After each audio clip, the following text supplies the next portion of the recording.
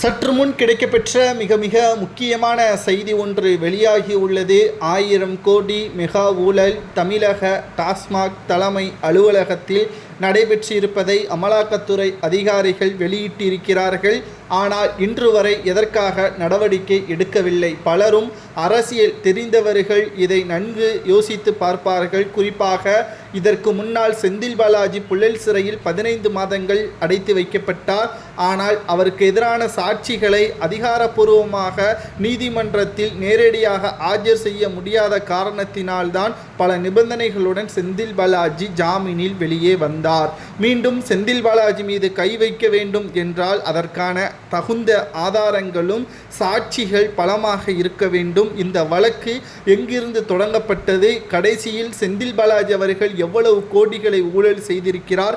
மத்திய அரசிற்கு செலுத்த வேண்டிய ஹலால் வரி எவ்வளவு கோடிகள் முறைகேடு நடைபெற்றிருக்கிறது என்பதை ஏற்கனவே செந்தில் பாலாஜிக்கு எதிராக அமலாக்கத்துறை அதிகாரிகள் ரைடின் பொழுது தெரிவித்து விட்டார்கள். ஆனால் 1000 கோடி உண்மையில் செந்தில் பாலாஜி செய்திருக்கிறார் என்பதை அனைத்து ஆவணங்களையும் சரிபார்த்து நீதிமன்றத்தில் சமர்ப்பிக்கும் போதுதான் அதன் உண்மைத்தன்மை வெளியாகும். அப்பொழுதுதான் பிடிவாரண்டை நீதிமன்றத்திடம் இருந்து அமலாக்கத்துறை அதிகாரிகள் பெறுவார்கள். ஏனென்றால் தற்பொழுது செந்தில் பாலாஜி சாமானிய மனிதர் கிடையாது.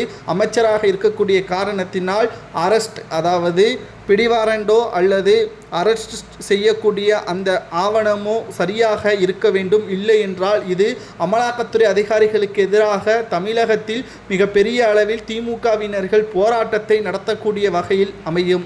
ஏற்கனவே பல வழக்குகளை அமலாக்கத்துறை அதிகாரிகள் கையில் எடுத்தாலும் அதன் முடிவுகள் சரியாக அமைந்திருக்கிறதா என்று பார்த்தால் மிக மிக குறைவான எண்ணிக்கையில்தான் வழக்கில் வெற்றி அடைந்திருக்கிறார்கள்.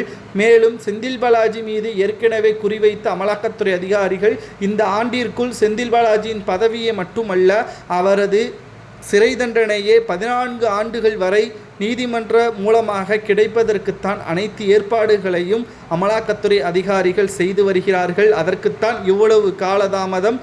நிச்சயம் இந்த மாத இறுதிக்குள் விசாரணைக்காக செந்தில் பாலாஜி முதற்கட்டமாக நீதிமன்றத்தில் ஆஜராவார். அப்பொழுது அமலாக்கத்துறை வழக்கறிஞர் கேட்கக்கூடிய கேள்விகளும் செந்தில் பாலாஜி கொடுக்கின்ற பதில்களும் ஒன்றுக்கொன்று முரணாக இருந்தால் நேரடியாக செந்தில் பாலாஜி சிறையில் அடைக்கப்படுவார். அதற்கு பிறகு தானாகவே அவர் தனது அமைச்சர் பதவியை ராஜினாமா செய்வார். இதில் செந்தில் பாலாஜி மட்டும்தான் சிக்குவாரா என்று பார்த்தால், செந்தில் பாலாஜி சிறையில் இருந்த பொழுது அவருக்கு முன்னால் அந்த துறையை கவனித்து வந்த முத்துச்சாமி, அதனைத் தொடர்ந்து உதயநிதி ஸ்டாலின் அவர்கள் நிதியமைச்சர், அதற்கு பிறகு டாஸ்மாக் உயர் அரசு அதிகாரிகள் அனைவரும் சிறையில் அடைக்கப்படுவார்கள்.